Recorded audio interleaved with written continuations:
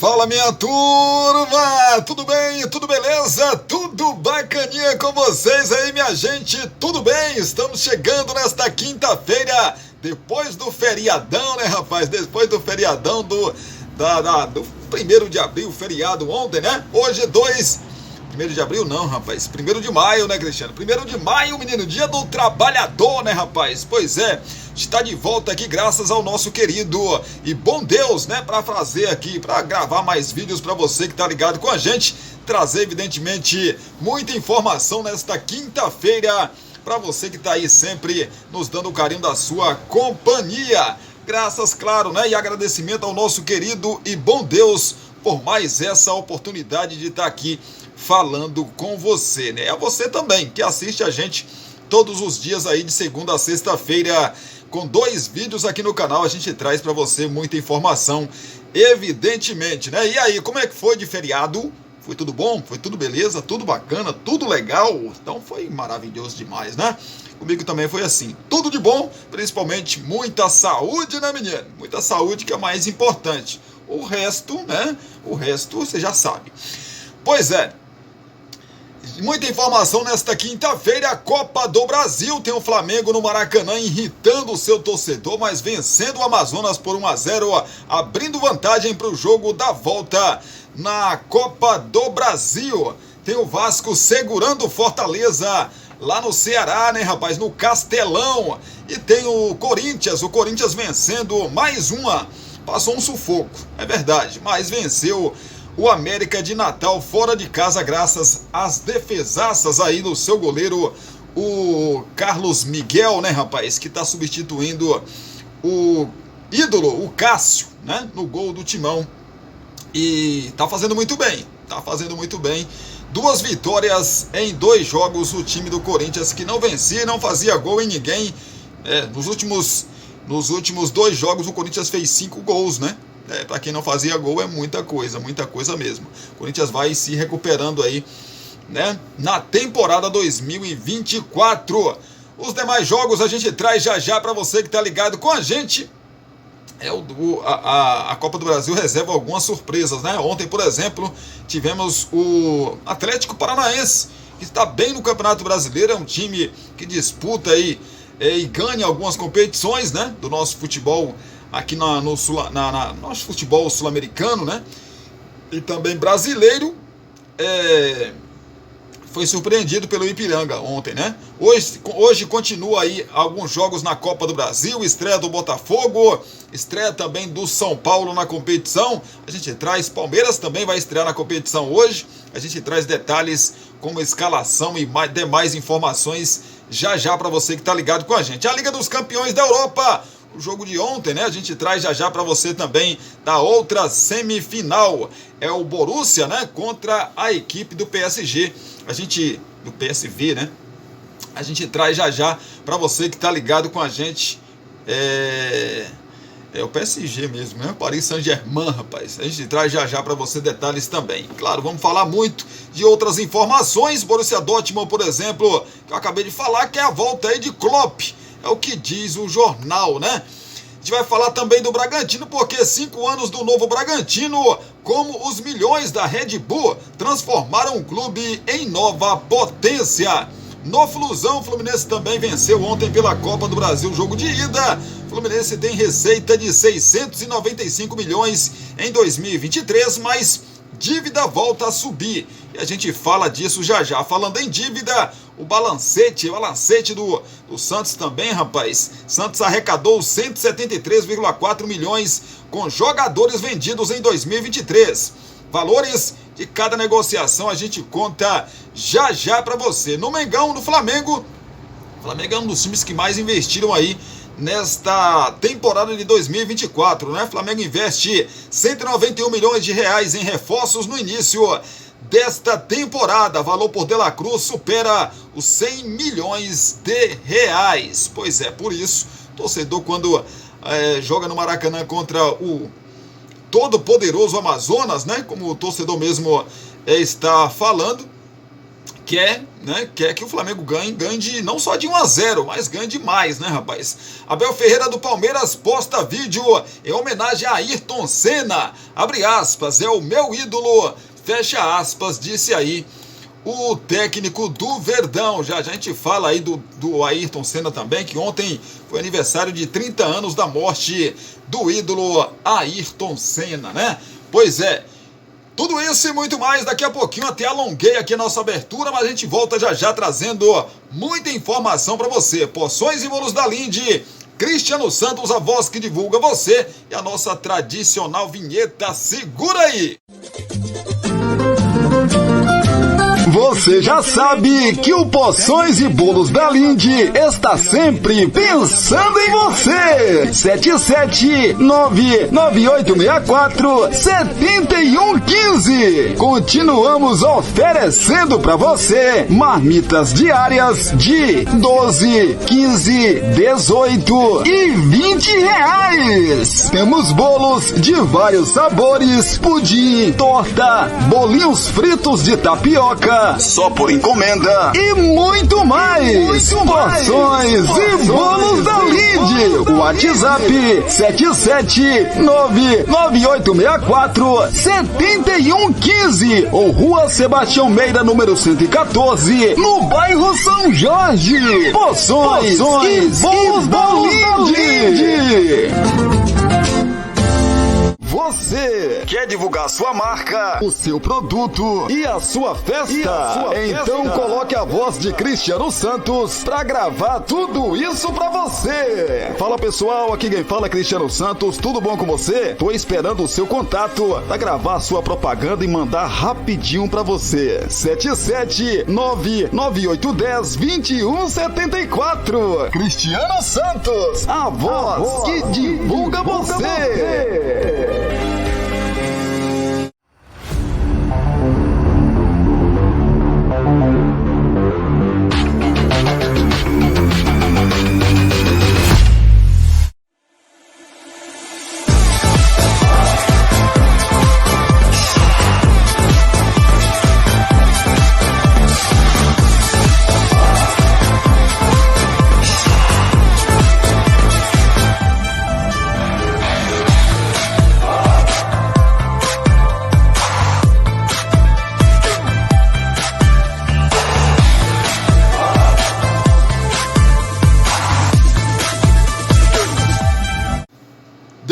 Estamos de volta aqui pelo canal Cristiano Santos Radialista para a gente começar a trazer informações e mais informações para você que está ligado com a gente por aqui. Mas os nossos pedidos para você deixar o seu like aí, mais conhecido também como curtida, tem um espacinho de comentários aqui para você comentar sobre os nossos assuntos e me dizer de que cidade você assiste a gente, tá bom?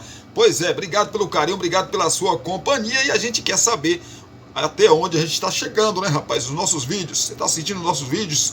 De que estado desse nosso país, desse nosso mundo, rapaz? De que lugar? A gente quer saber aí, para mandar um abração para vocês, sem dúvida nenhuma. A gente vai trazer já já mais notícias para você, mas compartilha esse nosso vídeo aí com seus grupos das suas redes sociais, que vai ajudar demais na divulgação aqui do nosso trabalho. Para você que ainda não é inscrito aqui no canal, se inscreva e não se esqueça de, após se inscrever, aqui embaixo tem um sininho de notificações. Toque ou clique nele e aí, meu amigo, vai abrir uma aba de opções, escolha a opção todas, tá? Escolha aí, porque o YouTube vai sempre te avisar toda vez que subir um vídeo novo aqui no canal. Chega de enrolação, vamos de informação, né? Até rimou, né, rapaz? Enrolação, informação. Borussia Dortmund quer volta de Klopp, é o que diz jornal. O destino de Jurgen Klopp, após deixar o Liverpool, pode ser o retorno a um velho conhecido. De acordo com o jornal The Independent, o Borussia Dortmund quer a volta do técnico, mas em um cargo como dirigente. Segundo a publicação, o interesse do Borussia Dortmund é trazer Klopp em 2025 como chefe de futebol. Inicialmente, o técnico quer tirar um ano sabático após ficar 9 anos no Liverpool. Ele deixará o clube inglês no fim da atual temporada. Pois é, Klopp foi técnico do Borussia Dortmund entre 2008 e 2015, período em que o clube conquistou dois títulos do campeonato alemão, uma Copa da Alemanha e 2 Supercopas da Alemanha. O Borussia Dortmund está nas semifinais da Liga dos Campeões e venceu o jogo de ida contra o PSG. A partida de volta será realizada na próxima terça-feira em Paris. Já já a gente fala, evidentemente, desse confronto aí, né, do Borussia contra o PSG pela Liga dos Campeões da Europa. Mas é um dos grandes técnicos. E uma coisa interessante no Klopp é que, assim, o time dele toma gol, né, e ele fica ali, rapaz, assim, rindo, para alguns até disperso, né, mas é um baita de um treinador, né. É um baita de um treinador, muito bom treinador, que de repente pode estar voltando aí ao Borussia, mas não como técnico, e sim como um dirigente. Vamos falar do Bragantino, né, rapaz? Do Bragantino, de Bragança Paulista, 5 anos do novo Bragantino, como os milhões da Red Bull transformaram o clube em uma nova potência. Ao fim da 4ª rodada do Brasileirão 2024, o Red Bull Bragantino aparece na 3ª colocação com 8 pontos e ainda invicto. No fim do ano passado, né, o clube também esteve entre as primeiras posições e chegou até a entrar na briga pelo título. Além disso, desde 2021, a equipe tem disputado competições sul-americanas. Esses fatos mostram a consolidação de um projeto que começou em 2019, quando o clube ainda estava na Série B do Campeonato Brasileiro e passou a ser gerido pela empresa de energéticos. Um projeto que completou 5 anos neste mês, e nesse período foram investidos mais de 150 milhões de reais em reforços, contratados cerca de 50 jogadores, entre empréstimo e definitivo. Houve a construção de um centro de treinamento moderno e teve resultados em campo, como o vice-campeonato da Sul-Americana de 2021.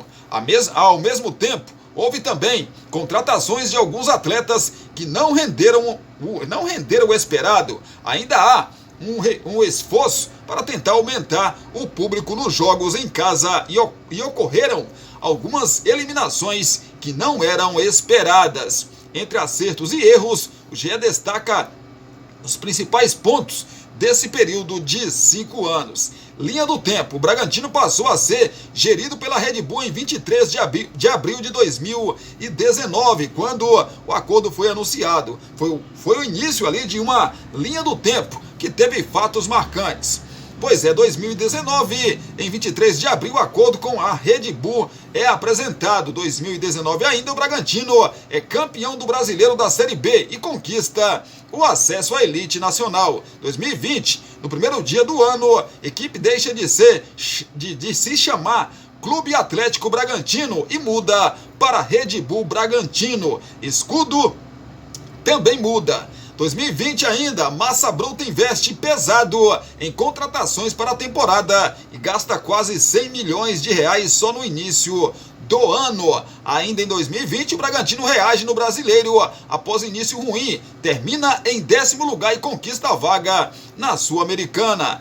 Também em 2020, time feminino é criado pelo clube e chega à semifinal do Paulista. 2021, equipe estreia na Copa Sul-Americana e chega à final, quando é derrotada pelo Atlético Paranaense e fica com o vice-campeonato. Ainda em 2021, no Brasileirão, equipe começa bem, chega a liderar a competição por algumas rodadas e termina em 6º colocação. Deu vaga inédita para a fase de grupos da Libertadores.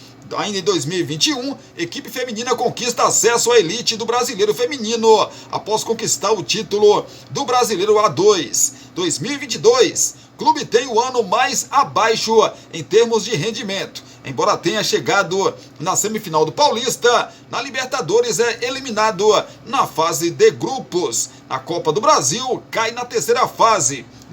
No Brasileirão, termina em 14º e vai para a Sul-Americana. Resultados geraram a queda do técnico Maurício Barbieri, que estava há 2 anos no clube. 2022, o clube começa a construir um novo centro de treinamento em Atibaia. Ainda em 2022, no primeiro ano na elite do futebol feminino, acaba rebaixada à segunda divisão. 2023, Pedro Caixinha assume o comando do time. No Paulistão, equipe é eliminada na semi do Paulistão e na segunda fase da Copa do Brasil. Na Sul-Americana, cai nas oitavas de final. No fim do ano, cresce de produção e chega a brigar pelo título brasileiro, mas termina em sexto lugar com vaga na pré-Libertadores. Ainda em 2023, time feminino garante o acesso à elite nacional. 2024, é eliminado na terceira fase da pré-Libertadores e deixa o Paulista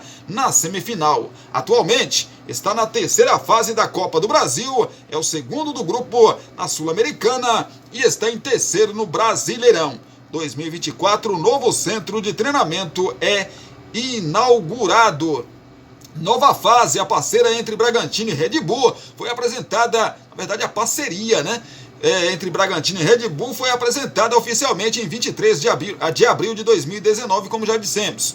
O acerto ocorreu após a disputa do Campeonato Paulista, em que o Massa Bruta correu risco de rebaixamento. A empresa austríaca geria até então somente o RB Brasil, que tinha sido o líder da fase de classificação do Paulistão de 2019. Com a nova gestão do Bragantino, a maioria dos jogadores do RB Brasil foi para o Massa Bruta, além da comissão técnica liderada por Antônio Carlos Zago. Do Bragantino, antes da parceria, apenas 4 atletas permaneceram. O técnico Marcelo Veiga também foi dispensado. Como não havia tempo hábil para mudança de nome e escudo antes da disputa do Brasileiro da Série B, o time disputou a competição como Clube Atlético Bragantino e com o mesmo escudo. No contrato aí da parceria ou da parceira, havia uma cláusula programando a mudança para o início de 2020. Na direção, Marquinhos Chedid passou a ser o presidente de honra do clube. O Bragantino passou a ser gerido pelo diretor executivo Thiago Escuro. Na parte técnica, o clube contratou o Sandro Orlandelli, que já passou por Manchester United e Arsenal. Os dois dirigentes já deixaram o clube. Atualmente, os diretores do Bragantino são Diego Serri, esportivo, e André Rocha, no administrativo. Mudança de nome, escudo e uniforme. No primeiro dia de 2020, o Clube Atlético Bragantino passou a se chamar Red Bull Bragantino. O escudo também mudou e passou a ser semelhante aos dos outros times da marca. Apesar das alterações já estarem previstas, elas dividiram aí opiniões entre torcedores quando foram concretizadas. O Bragantino seguiu com as cores preta e branca como predominantes, mas durante o Paulistão de 2020 foi introduzido a cor vermelha em algumas combinações do uniforme. A chegada da nova cor, que é característica dos times da marca, também gerou opiniões contrárias e favoráveis. Investimento em jovens e estilo de jogo. A Red Bull Bragantino, na verdade a Red Bull, implantou no Bragantino a filosofia que prega nos outros clubes da marca, como RB Leipzig e o RB New York. A marca gosta que os times pratiquem um futebol intenso, agressivo. Esse estilo de jogo passou a ser praticado pelo Massa Bruta já na Série B de 2019, em que conquistou o título do Brasileiro da Série B daquele ano. Para que a equipe consiga desenvolver esse estilo, o Bragantino aposta principalmente na contratação de jovens atletas. Além dos jovens geralmente conseguirem atuar com mais intensidade, o clube opta por jogadores mais novos, porque eles ainda não estariam completamente formados, o que facilita a implantação da filosofia. Há também a questão da revenda. Um jogador jovem costuma ter um preço mais baixo do que um atleta tido como já formado, o que poderia gerar um lucro para o clube quando vendê-lo. Entretanto, o ex-coordenador técnico do Bragantino, Sandro Orlandelli, já destacou em entrevista ao GE que a venda de jogadores não é o principal objetivo do clube. O Massa Bruta já investiu mais de 150 milhões para contratar jogadores, sendo a maioria jovens de até 24 anos. Alguns, inclusive, vieram de grandes clubes do Brasil, como o atacante Arthur, que estava no Palmeiras, e o meia Bruno Prachedes, contratação mais cara da história do clube, por 36,9 milhões de reais, que estava no Internacional.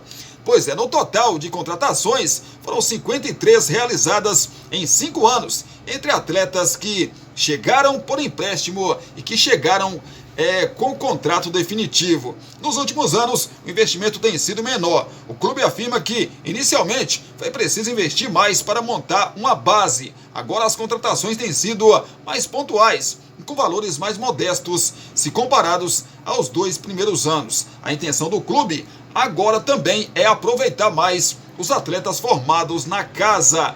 Estrutura. Antes da nova gestão, o Bragantino costumava treinar no estádio Nabi Abichedi ou em campos de Bragança Paulista. Quando o futebol passou a ser gerido pela Red Bull, os treinos passaram a ser inicialmente no centro de treinamento alugado pela empresa em Jarinu, São Paulo. Em 2020, o time passou a treinar em um centro de treinamento de Bragança Paulista. Em 2022, a diretoria do Massa Bruta apresentou o projeto para a construção de um CT próprio em Atibaia. Há também um projeto para que o estádio Nabi Abichedi seja transformado em arena.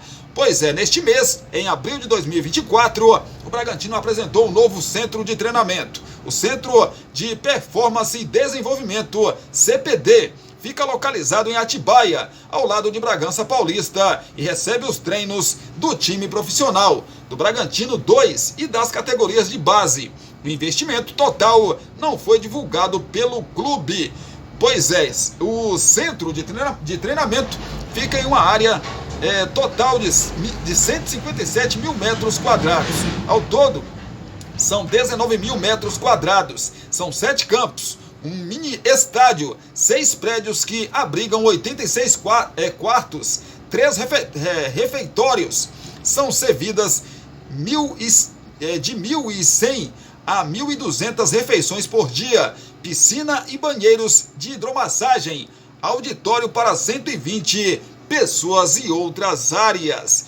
Pois é, rapaz, está em andamento o processo para a transformação do estádio Nabi Abichedi em arena. O clube fez um acordo com a Prefeitura de Bragança Paulista para reformar e utilizar o estádio municipal enquanto o Nabi estiver em obras. As reformas no estádio municipal estavam em andamento, mas o Ministério Público ajuizou uma ação contra a concessão feita ao clube. A Justiça ainda não julgou o caso. Pois é, competições internacionais. Desde 2021, o Bragantino tem disputado competições sul-americanas. 2021 disputou a Sul-Americana e foi vice-campeão. 2022, Libertadores, eliminado na fase de grupos. 2023, Sul-Americana, eliminado nas oitavas de final. 2024, Libertadores, eliminado na terceira fase da preliminar. E Sul-Americana está na fase de grupos. Pois é, vendas de jogadores. Se o foco no início do projeto Red Bull com o Bragantino era ir ao mercado para fazer contratações, nos últimos anos o clube também passou a vender atletas e tem conseguido negociações com valores altos. Pois é, as maiores vendas do Bragantino: o Claudinho, vendido ao Zenit da Rússia por 15 milhões de euros em 2021, equivalente a 92 milhões de reais na cotação da época. Natan, vendido ao Napoli da Itália por 10 milhões de euros em 2023, equivalente a 52 milhões de reais na cotação da época. Arthur, vendido ao Palmeiras por 8 milhões de euros em 2023, equivalente a cerca de 45 milhões de reais na cotação da época. Léo Ortiz, vendido ao Flamengo por 7 milhões de euros em 2024, equivalente a 37,6 milhões de reais. Valor pode chegar a 8 milhões de euros se meta for atingida e chegar a 43 milhões de reais. Fabrício Bruno, vendido ao Flamengo por cerca de 2,5 milhões de euros em 2022. Rubro-Negro pagou o valor da multa de 15 milhões de reais. Douglas Mendes, vendido ao RB Salzburg por 2 milhões de euros em 2023, equivalente a cerca de 10 milhões de reais na época. contratações que não renderam, né? O Bragantino fez também investimentos altos, principalmente em 2020 e 2021, para trazer atletas para o clube. Porém, nem todas as contratações renderam o resultado que era esperado. Pois é, rapaz, mas faz parte, né? Agora, o que é interessante é um projeto que até agora, gente, tem dado certo, né? Claro que o Red Bull Bragantino, como foi explicado no texto aqui do GE, e muito bem, não visa títulos. Se ganhar, joia. Se não ganhar, não tem problema nenhum, né? Não tem problema nenhum, porque o investimento que é feito é justamente isso. É captar jogadores jovens, colocar no mercado e vendê-lo. Porque o Bragantino é um time de médio porte, não tem grande torcida, né? E quando transformar lá o Nabi Abichedin em arena, vai ficar melhor, né, gente? Vai ficar muito melhor. É claro que os poucos torcedores que o Bragantino tem ali de Bragança Paulista, da cidade, né? Querem ganhar títulos, lógico que querem, né? Mas a intenção do Bragantino não é essa, ganhar títulos. É fazer um time para que possa, né? Apresentar seus jogadores jovens para o mercado e, evidentemente, vendê-los, né? Vamos falar do Fluminense. O Fluminense tem receita de 695 milhões de reais em 2023, mas dívida volta a subir. Pois é, o Fluminense divulgou seu demonstrativo financeiro referente ao ano de 2023. A receita total do tricolor foi de 695 milhões, com o valor dividido em 3 categorias: operacional, 451 milhões, venda de intangível, 213 milhões e de financeiras, 31 milhões de reais. Por outro lado, o passivo que envolve a dívida total tricolor passou de 793,313 milhões de reais para 822,993 milhões. Ainda que o valor absoluto tenha crescido, a questão não causa grandes temores ao Fluminense, que entende o crescimento da dívida, mas considera o percentual muito baixo se considerados os juros sobre ela. Apenas com a correção da taxa Selic, a dívida teria ultrapassado 1 bilhão, fato que não ocorreu devido a medidas de contenção de gastos do tricolor.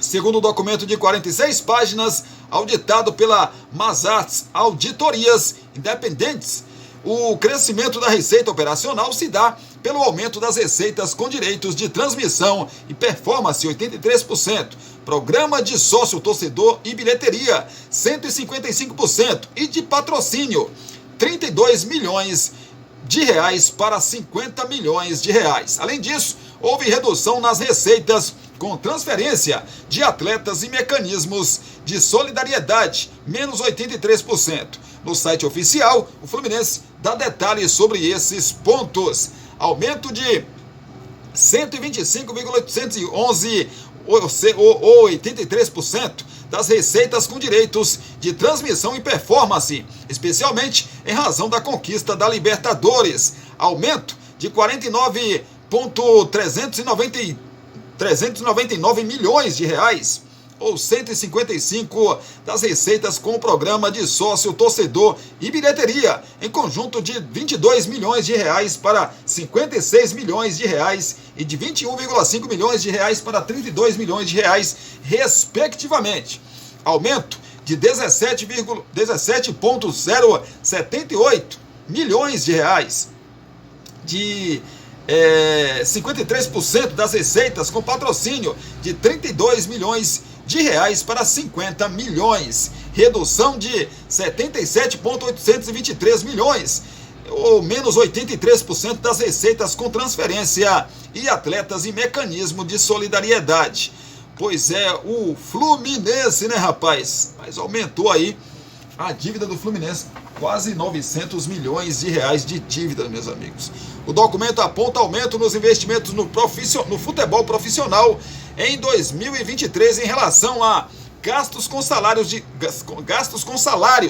direitos de imagem, premiações e outros gastos com pessoal, que aumentaram 115,239 milhões de reais, de 208 323,711 milhões de reais para 323,950. O clube explica o aumento pelo maior gasto com premiações, considerando a conquista da Libertadores da América. Claro que a matéria completa está lá no GE, né? Que é um pouco extensa aqui, a gente não vai ler toda, porque a extensa aí a gente vai, né, vai aumentar muito aqui os minutos do nosso vídeo, né? Mas o Fluminense tem contratado alguns jogadores, evidentemente, tem também aí conseguido uma receita bacana, uma receita legal, mas a dívida que tem que ser diminuída, né? Apesar do bom trabalho do Mário Bittencourt, né? A gente tem que ressaltar isso. Bittencourt faz um trabalho muito bom no Fluminense, muito bom mesmo, né?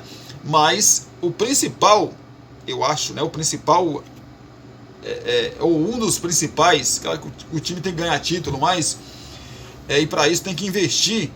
Mas o Fluminense aumentou a sua dívida, né, gente? Aumentou a sua dívida. Vamos falar do Peixe. Santos arrecadou 173,4 milhões de reais com jogadores vendidos em 2023. Valores de cada negociação. A principal fonte de receita do Santos em 2023 foi com a venda de jogadores. Ao todo, o Peixe recebeu 173,4 milhões de reais com repasse de direitos federativos, acordos por empréstimos e via mecanismo de solidariedade da FIFA. O número é 143% maior do que o da temporada anterior, quando o clube arrecadou pouco mais de 70 milhões de reais. As principais fontes de renda vinda saíram dos garotos David Washington e Ângelo, ambos negociados com o Chelsea da Inglaterra, em conversas intermediadas pelo empresário Giuliano Bertolucci. Apenas com a dupla, o Santos recebeu mais de 143 milhões de reais. O terceiro nome mais influente da lista é o do peruano Cristian Cueva. No ano passado, depois de uma intensa briga judicial na FIFA, o Santos recebeu aí 23,9 milhões de reais do Pachuca pela transferência do jogador. O dinheiro seria usado para pagar a dívida com o Krasnodar da Rússia, porém a antiga diretoria não honrou o compromisso, o que gerou aí um transfer ban. Recentemente, depois de longas conversas, a atual gestão fechou um acordo com os russos pela retirada da restrição. Pois é, rapaz, é o Peixe, né, que fatura muito com venda de jogadores. O Santos, se não for o principal revelador aí do futebol brasileiro, né, de jogadores, é um dos, né, vende muito aí o time do Santos. Falar do Flamengo. O Flamengo investe 191 milhões de reais em reforços no início do ano. Valor por De La Cruz supera 100 milhões de reais. O Flamengo divulgou o demonstrativo financeiro dos primeiros 3 meses de 2024. No documento, o rubro-negro detalha o investimento em reforços neste período. O valor total, de acordo aí com o documento, é de 191,751 milhões de reais, sendo 102,074 milhões referentes somente ao uruguaio De La Cruz. Para ter o meia, o Flamengo pagou pouco mais de 92 milhões de reais entre direitos federativos e luvas, mais de 9 milhões de custo com intermediação. Vale destacar que o clube precisou pagar a multa rescisória de 16 milhões de dólares à vista para o River Plate liberar De La Cruz. O Flamengo teve outros 2 reforços na última janela. A contratação de Vinha chegou a um valor um pouco superior a 49 milhões de reais, pouco mais de 43 milhões pagos pelos direitos e luvas e outros mais de 5 milhões com intermediação. De La Cruz, 102,74 milhões de reais. Vinha, 49,381 milhões. Léo Ortiz, 40,296 milhões. O zagueiro Léo Ortiz, por sua vez, custou 40 milhões ao todo. Pouco mais de 37 milhões pagos por direitos e luvas e outros 2,6 milhões com intermediação. Juntando as transações de outros jogadores, o Flamengo gastou pouco mais de 204 milhões de reais, né, neste período. Além disso, o Flamengo detalha que ainda dá cerca, né, de 180,6 milhões de reais a receber por venda de jogadores, sendo 149,3 milhões a curto prazo. O Pablo Mari, Matheus França, Mateuzinho, João Gomes, Lucas Paquetá e Lázaro são alguns dos atletas que ainda renderão dinheiro ao clube. Enquanto isso, o Flamengo ainda terá de pagar 284,1 milhões de reais, sendo 122,3 milhões referentes à compra de jogadores no curto prazo, próximo 12 meses a partir de abril de 2024, e 161,8 milhões parcelados a partir de abril de 2025 em diante. No documento, o Flamengo explica que o resultado do primeiro trimestre foi deficitário, mas afirma que mesmo negativo, 63 milhões de reais, as expectativas ainda são as melhores no restante do ano, em função das maiores receitas, como patrocínios, publicidade e licenciamentos, entrarem no segundo semestre. O clube informa que a tendência é que esses números se revertam no decorrer do ano e que o resultado do exercício de 2024 seja superavitário. Pois é, o Flamengo que investiu muito, mas também ganha muito, né, rapaz? A receita do Flamengo é muito alta, né? O Flamengo também investe alto, mas também entra também muita grana, né? Por isso, esse desespero todo aí e essa loucura, né, do torcedor e da direção também para ganhar títulos. Porque se o Flamengo passar mais um ano sem títulos, aí, meu amigo, o prejuízo é gigantesco. Falar do Palmeiras de Abel Ferreira aposta, né? O Abel posta vídeo aí em homenagem a Ayrton Senna. Abre aspas. É meu ídolo, fecha aspas. Abel Ferreira, técnico do Palmeiras, postou em parceria com o clube um vídeo para homenagear Ayrton Senna, morto há 30 anos em um acidente durante o Grande Prêmio de Fórmula 1 em Imola, na Itália. Fã de automobilismo, o técnico português define o tricampeão mundial como ídolo e detalhou a importância da memória de quando assistia às corridas de Senna. O Ayrton Senna lembra momentos em família extraordinários. Uma pessoa que me inspirou e me inspira pela forma como encarava o desporto, como era competitivo, se dedicava e amava aquilo que fazia. Alguém que realmente representa para mim o que são os valores não só do desporto e do que é ser competitivo, mas de família. Uma pessoa que nunca conheci, mas é meu ídolo, declarou. Após a declaração de Abel em vídeo, são mostradas imagens da primeira vitória de Ayrton Senna na Fórmula 1 em 1985 no GP de Estoril, em Portugal, país do técnico do Verdão. Campeão da Fórmula 1 em 1988, 90 e 91, Senna morreu em acidente na corrida em Imola, no dia 1º de maio de 94. Nesta quarta, ou seja, ontem, ocorreram diversas homenagens para o brasileiro. A trajetória de Ayrton virou uma série documental cujos primeiros episódios estão disponíveis, né? Dia de 1º de maio no Globoplay. E realmente é sensacional, né, rapaz? Esse documentário aí, se você tiver a oportunidade, assista. Mas parabéns pro Abel Ferreira, né, rapaz? Porque assim como nós, não é brasileiro, mas o Ayrton Senna fez ídolos em todo o mundo, né, gente? Em todo o mundo. Foi a grande referência que tivemos na Fórmula 1. Eu acho que dificilmente vai surgir um outro piloto brasileiro tão dedicado, como disse o Abel, tão, né, que a gente olha assim e fala assim, eu tô sendo representado por esse cara, né, na Fórmula 1. Difícil, né, difícil mesmo e lamentável como o Ayrton Senna, né, perdeu a vida. A gente sabe do risco que a Fórmula 1 tem, né, para qualquer um piloto, seja brasileiro ou não, a gente sabe do risco, mas é lamentável, né, lamentável. E até hoje o Brasil, poucas vezes eu vi o país parar, né? E nessa morte da Ayrton Senna, o Brasil parou, rapaz. Parou, que eu digo assim, a questão de sentir, né? A morte do Leandro, da dupla Leandro-Leonardo, também abalou demais o brasileiro. Mas a morte do Ayrton Senna, meu amigo, foi uma coisa assim que todo mundo sentiu, né? todo mundo sentiu, e até hoje quando chega essa data aí, o brasileiro recorda, né? O brasileiro acordava cedo para ver o Ayrton Senna, gente, né? Um país que é o país do futebol, você imagina aí, todo mundo assistindo a Fórmula 1. Era desse jeito aí, né?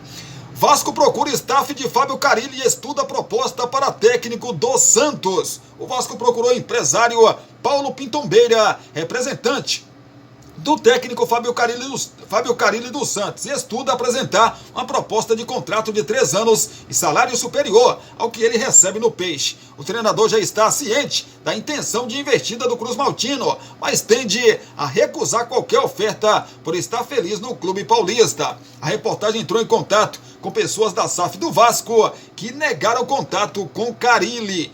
Carille esteve acompanhado da diretoria santista em jogo do Sub-20 na última terça-feira na Vila Belmiro. E neste momento aparece em alta, no alvinegro, pelo bom trabalho entregue no Paulistão e nesse início da Série B do Brasileirão. O treinador está prestes a comprar um apartamento em Santos e gosta bastante da cidade, onde pode ter uma vida tranquila. Por outro lado, o Vasco tem em Carille uma das opções para substituir Ramon Dias, que deixou o cargo após goleada por 4-0 sofrida contra o Criciúma, e entende que o treinador tem as características adequadas para dar ao time uma reação rápida no Brasileirão. Por isso, a oferta seria por um contrato longo. Carille estava no futebol japonês no ano passado e foi contratado pelo Santos em meio a um imbróglio com o ex-clube, o Varen Nagasaki, que inclusive o acionou na FIFA. O Peixe bancou a contratação justamente pelo claro desejo do profissional em trabalhar no clube. Vice-campeão paulista no Santos e líder da Série B, Carille sabe que fazer um bom ano em 2024 deve lhe garantir um futuro aí longevo no clube alvinegro, com a meta de vencer grandes competições no futuro. O técnico tem desfrutado de um ambiente tranquilo e de um calendário com poucos jogos, o que lhe confere tempo para trabalhar com o elenco. Um cenário bastante distinto do que encontraria no Vasco, que tem vivido problemas com sua SAF e teve a saída conturbada de Ramon Dias. Além da Série A, o clube também está vivo na Copa do Brasil. Pois é, rapaz, é o Fábio Carille. Vocês acham mesmo? O que vocês acharam aí, vocês torcedores do Vasco? Vocês acharam, rapaz, dessa possibilidade? Eu acho difícil. Eu acho que o Carille não deixa o Santos para ir pro Vasco, não. Aquela coisa, quem tá quieto, fica quieto, né, rapaz? Eu, sinceramente, sou Vasco, mas eu não sairia do Santos. Eu, se fosse o Carille, eu não sairia do Santos para ir pro Vasco. Poxa, eu tô na onde tá tudo tranquilo, o pessoal gosta de mim, a diretoria gosta, foi lá, me buscou do Japão, né? E pagou a minha multa, tá pagando, na verdade, a multa rescisória, e o cara sair do Santos para ir pro Vasco, num turbilhão de emoções, num turbilhão de complicações que tem o Vasco hoje, eu, sinceramente, não sairia. Fluminense faz proposta por Thiago Silva, que já conversa sobre retorno com pessoas próximas. Após Thiago Silva anunciar que não permanecerá no Chelsea para a próxima temporada, o Fluminense deu mais um passo para a repatriação de seu ídolo. Uma proposta oficial, ou pré-contrato, foi enviada para os representantes do jogador. Agora a decisão está nas mãos do zagueiro, que não bateu o martelo sobre o seu futuro. Dentro da negociação, Thiago Silva sempre deixou claro ao Fluminense que só discutiria uma possibilidade de retorno após definir a saída do Chelsea. Como a decisão foi tomada no último dia 29, ele está aberto a conversas. O tricolor não está sozinho na jogada, já que clubes da Inglaterra e da Arábia Saudita também sonham com a sua contratação, mas é o favorito na disputa. A informação foi divulgada inicialmente pela jornalista Aline Nastari. O presidente Mário Bittencourt centralizou as conversas com Thiago Silva e o assunto está sendo tratado com o mesmo sigilo visto na negociação com Marcelo por conta de sua importância. O planejamento inicial era tê-lo em janeiro, mas o zagueiro manteve a sua palavra com o Chelsea e cumprirá o atual vínculo com os ingleses. A boa notícia é que Thiago Silva, pela primeira vez, tem falado sobre um possível retorno com pessoas próximas, seja do seu staff ou então amigos. não cravou que voltará, mas admitiu conversas. Antes, ele preferia não entrar no assunto. Não é de hoje que a expectativa do Fluminense é por um retorno de Thiago Silva. Em fevereiro do ano passado, no dia em que o Fluminense anunciou a contratação de Marcelo Belli Silva, esposa de Thiago Silva, comentou a publicação da sogra do lateral esquerdo alimentando um retorno. Abre aspas. A gente se encontra ano que vem. Fecha aspas. Pois é, o Fluminense que possivelmente vai ter essa novidade aí, né, rapaz? Possivelmente o Thiago Silva vai retornar às Laranjeiras para vestir novamente a camisa tricolor, né? Camisa tricolor aí, sem dúvida nenhuma. Acho que já está encaminhado aí, rapaz, né? Não querem falar abertamente, a proposta já foi enviada e em breve teremos novidades. É isso, gente. Segura aí que a gente volta já para a gente falar de Copa do Brasil e também de Liga dos Campeões da Europa. Os jogos de hoje da Copa do Brasil, os jogos que aconteceram ontem. Enfim, a gente vai falar já tudo isso e um pouco mais. Segura aí.